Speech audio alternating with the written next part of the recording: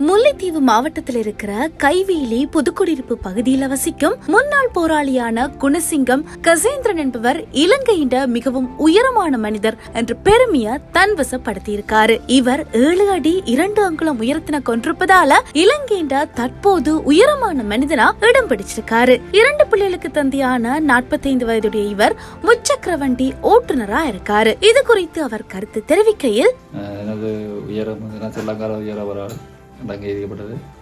இந்த உயரம் 7 அடி 2 அங்குலம். நான் இப்போ எனக்கு 2 பிள்ளைகள், ஒரு அவள் படிக்கிறார், மற்ற 3ஆம் படிக்கிறார். இப்போ வாழ்வாரமாக இப்போ ஒரு ஆட்டோ தான் போய் ஓடுறேன். இந்த வாழ்வைக்கு அது ஓகேயா இருக்கும். படிப்பு செலவும் கொடுத்தானே. இப்போ அதால் இல்லை போய் வாரன்றது கஷ்டம். விலகு மோட்டர் சைக்கிள் வருவதும் கஷ்டம் தான், ஆட்டோ வருவதும் கஷ்டம் தான், மடிச்சிருக்கிறது. அப்போ அதில் ஆட்டோ ஒர்க்காக அப்படியே செய்யும். வழியில் போய் வரன்றதுனா எல்லோரும் கண்டோடு பேர் தெரியாதுன்னு இல்லை இடமாறன்னு சொல்லுவாங்க. உயரமாக போகிறது சொல்லுவாங்க.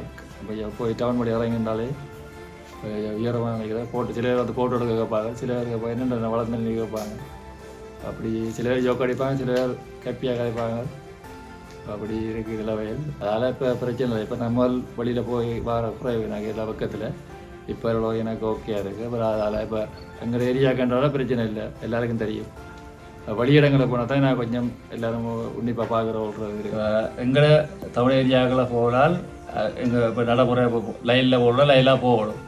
அதே மாதிரி இப்போ பேங்குக்கு போனால் கூட இப்போ நிற்கலாட்டு நான் போய் சொன்னால் அதுக்கு அடுத்த சொல்ல கூட அது மனசு கேட்காது. இப்போ ஆக்கள் லைனில் வைக்க எல்லாருக்கும் கொடுக்குற பிரச்சனை கொடுக்க நான் அவர் கேட்குறதில்ல. அப்போ நான் மனைச்சல் மாதிரி கேட்குறதில்ல. அப்போ எங்கே போனாலும் லைனில் இருந்து போய் வருவேன். சில நேரங்களில் கூப்பிட்டு முன்னுக்கு தெரியும். அதே நிலைமையில் நான் இப்போ கொழும்பு, கண்டி, காலி, சேலை ஹாஸ்பிட்டலில் போடலாம் போனது. அது எவ்வளோ சிரமம் இருந்தாலும் எனக்கு ஒன்று தனி மரியாதை சிங்கள ஆக்கள் மத்தியில் இருக்குது. எனக்கு இப்போ அங்கே போனோடனே எவ்வளோ ஆக்கள்னாலும் உடனே முன் மரியாதை முதல்ல உண்மை தெரிவிக்கணும். அப்படி நான் அதை பிரித்து பார்க்கல தான் சோசியல் சிங்கள மக்கள் பார்க்குறதுக்கும் ஒரு ஜொப்பில் இருக்கிறாங்க. மற்ற தமிழ் ஆக்கள் ஒரு ஜொப்பு ஏரியாவுக்கு போனாலும் கூட ஒரு பிரச்சனைக்கு நான் மோகம் கொடுக்குறோம். அதே மாதிரி இப்போ பஸ்ஸில் போக்குவரத்து செய்யறதுனா பஸ்ஸில் நின்று போயிடாது. இப்போ புல் க்ரௌட்டாக இருக்குது. வேறினா இப்போ ஆக்கள் ஒளிமையாக தான் சீட் கிடைக்கும். வேறு சீட் கிடைக்கிற குறையாக இருக்குது. சில ஆக்கள் கொஞ்சம் இறக்குங்க அப்படி செட்டாக அட்ஜஸ்ட் பண்ணியிருந்தால் இருந்து போடுறோம். பஸ் பயணம் குறைவு நான் இப்போ ஏன்னா யாழ்ப்பாணம் போட லாங் பிரேக் நின்று போயிடாது. இப்போ அதுக்காக வேலைக்கு சீட் புக் பண்ணி டூர் பயணம் போட சீட் புக் பண்ணி தான் போடுறேன் நான். எனக்கு அதுவும் இடச்சீட்டுக்கு இருக்கலாம், ஒன்று முன் சீட்டுக்கு இருக்கணும், பின் சீட்டுக்கு இருக்கணும். அப்போ தான் கால் மடிச்சு இருக்கலாம்.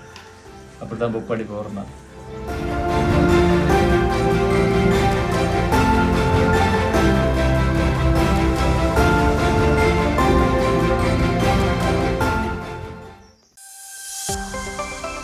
உடனுக்குடன் செய்திகளை நொடிப்பொழுதில் அறிந்திட ஒருவன் நியூஸை பார்வையிடுங்கள்.